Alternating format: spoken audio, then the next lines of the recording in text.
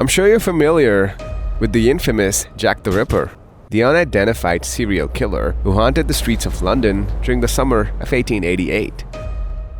Well, what if I told you that amidst his reign of terror, Jack the Ripper inadvertently played a role in pioneering the very concept of sniffer dogs? Join us today as we uncover this seemingly bizarre connection while delving into the captivating history of detection dogs. Now, first things first, what exactly qualifies as a sniffer dog? Well, a detection or sniffer dog is simply a highly trained canine who uses its senses to detect a wide range of substances, from explosives and drugs to firearms and even cancer. These remarkable pups can sniff it all out. While they do somewhat rely on their sight and hearing, detection dogs heavily depend on their sense of smell. No wonder they're called sniffer dogs after all. And when these detection dogs help out in specific scenarios, like conducting drug raids and finding missing criminals, they become known as police dogs or canines. But you gotta note that some other working pups who also rely on scent, like hunting dogs and search and rescue dogs, are typically not classified as detection dogs and are considered distinct categories. But that's not all. In recent years, the roles of sniffer dogs have expanded dramatically.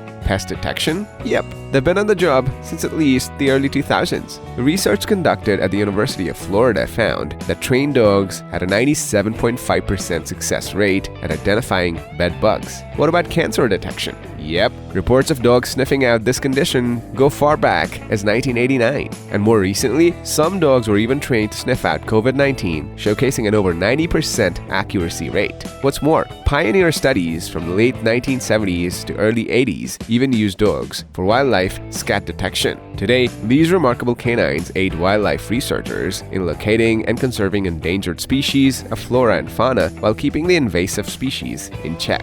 How versatile. However, people weren't always so keen on the idea of dogs helping out in such roles. Sure, the concept of working dogs may seem natural to us today. I mean, can you really refute all this evidence? But for your average Joe in the 80s, the roles of dogs were likely just confined to hunting, herding, guarding, and the like. So back in 1888, when the London police decided to employ sniffing dogs in their relentless pursuit of Jack the Ripper, public opinion was not exactly favorable. You see, the police were already under intense criticism from the press due to their inability to discover the murderer's identity. Desperate to show that they were indeed making progress on the case, they became open to some unconventional investigative experiments. And when Percy Lindley, a dog breeder, asserted in a letter to the Times that hounds could have succeeded where the police had failed, Commissioner Sir Charles Warren wasted no time in responding. Warren was initially skeptical about the notion of hounds tracking a killer who had left no evidence and questioned Percy about it, but he eventually agreed to move forward with this experiment. And what better dog breed for the task of manhunting than the trusty old Bloodhound?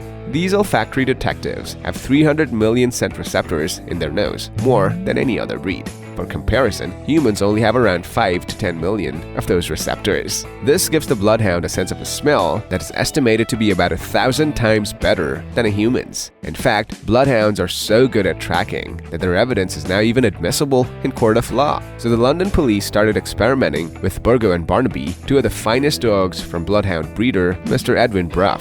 To test their abilities, the two dogs underwent several drills that involved tracking the scents of various subjects who were given head starts of around 15 minutes. Meanwhile, the press continued to prod at the police over the hound experiment. Without any substantial progress made thus far, the police actually issued a false news report. They claimed that the hounds had been deployed on assignment, but had unfortunately gotten lost in the fog during their search. In reality, the dogs were simply practicing at a nearby park. However, the hounds' experiment would eventually go awry, and the cause was money. You see, the police originally planned to buy the dogs from Mr. Edwin Brough, as opposed to the more common practice of just borrowing them. But nearly a month had passed since the experiment began, and Mr. Brough had received neither compensation nor the assurance of one. So he eventually just took Burgo and Barnaby and never gave them back to the police. But for some reason, not everyone in the CID was informed of this. The consequences of the dog's unexpected absence would eventually culminate on the 9th of November.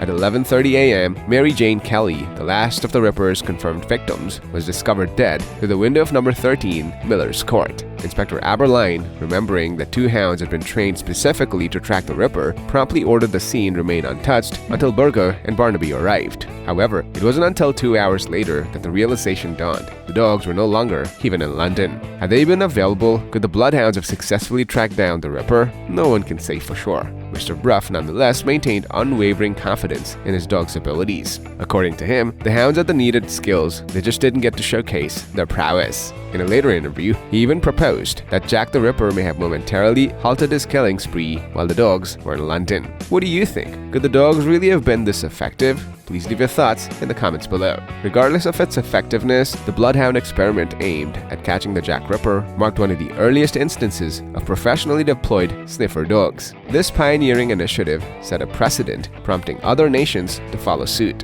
In 1899, Belgium officially commenced the training of police pups, and it quickly spread all over Europe.